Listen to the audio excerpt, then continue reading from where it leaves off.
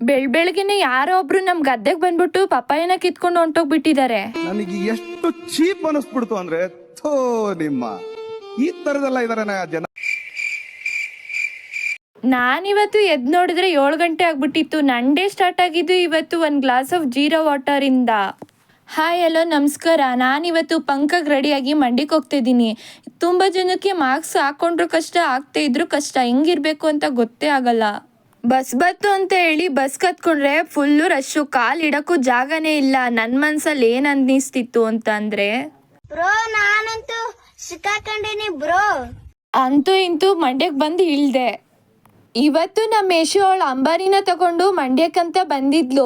ಹೆಂಗಿದ್ರು ಮಧ್ಯಾಹ್ನ ಟೈಮ್ ಆಗಿತ್ತು, 2 o'clock ಅಂತ ಹೇಳ್ಬಿಟ್ಟು ಏನಾದರೂ ತಿನ್ಕೊ ಬರೋದ ಅಂತ ಹೇಳಿ ಬಿರಿಯಾನಿ ಹೋಟೆಲ್ಗೆ ಹೋದ್ವಿ, ವಿ ರೋಡ್ಗೆ. ಅಲ್ಲಿ ನಾವು ಕುಷ್ಕ ಮತ್ತೆ ಕಬಾಬ್ನ ತಗೊಂಡ್ವಿ. ರೈಸ್ ಮಾತ್ರ ಎಷ್ಟೇ ತಿಂದ್ರು ಖಾಲಿನೇ ಐತಲ್ಲ, ಕಬಾಬ್ ಮಾತ್ರ 1 ನಿಮಿಷದಲ್ಲೇ ಖಾಲಿನೇ ಆಗೋಯ್ತು. ನೀವ್ ಅದ್ ಯಾವ್ದೋ ಮಂತಂದವ್ರು ಅಂದ್ರಲ್ಲ, ಯಾವ್ದದು? ವತನ್ದಾರ್ ಮಂತನ ಅಲ್ಲ, ಬಕಾಸೂರ್ ವಂಶದವ್ರು ನೀವು. ನಿಮ್ಮಂತವ್ರು ಏನಾದ್ರೂ ಇಬ್ರು ಬಡವ್ರ ಮನೇಲಿ ಉಟ್ಬಿಟ್ರೆ ಮುಗ್ದೋಯ್ತು. ನಾನಿವತ್ತು ಬಿರಿಯಾನಿನಲ್ಲಿ ತಿನ್ಕೊಂಡು ನಮ್ಮ ಅಮ್ಮಂಗೆ ಏನು ತಗೊಂಡೋಗಿಲ್ಲ ಅಂತಂದರೆ ಚೆನ್ನಾಗಿರಲ್ಲ ಅಂತ ಹೇಳ್ಬಿಟ್ಟು ನಾನು ನಮ್ಮ ಅಮ್ಮಂಗೆ ನಂದಿನ ಐಸ್ ಕ್ರೀಮ್ನ ತಗೊಂಡೋಗಿದ್ದೆ. ಬೆಳಗ್ಗೆ ನಾನು ಮತ್ತು ಅಮ್ಮ ಗದ್ದೆಗೆ ಹೋಗಿದ್ವಿ, ಪರಂಗಿಣ್ ಕಿತ್ಕೊಬರೋಣ ಹಣ್ಣಾಗಿದೆ ಅಂತ. ಹೋಗಿದ್ದು ನೋಡೋಷ್ಟಲ್ಲಿ ಯಾರೋ ಕಿತ್ಕೊಂಡೇ ಹೊಂಟೋಗ್ಬಿಟ್ಟಿದ್ದಾರೆ. ನಮ್ಮೂರಲ್ಲಂತೂ ತುಂಬ ಜನ ಕಳ್ಳರು. ಓಕೆ ಬಾಯ್ ಗೈಸ್, ನೆಕ್ಸ್ಟ್ ಬ್ಲಾಗಲ್ಲಿ ಸಿಗ್ತೀನಿ. ಫಾಲೋ ಮಾಡಿಕೊಂಡು ಸಪೋರ್ಟ್ ಮಾಡಿ.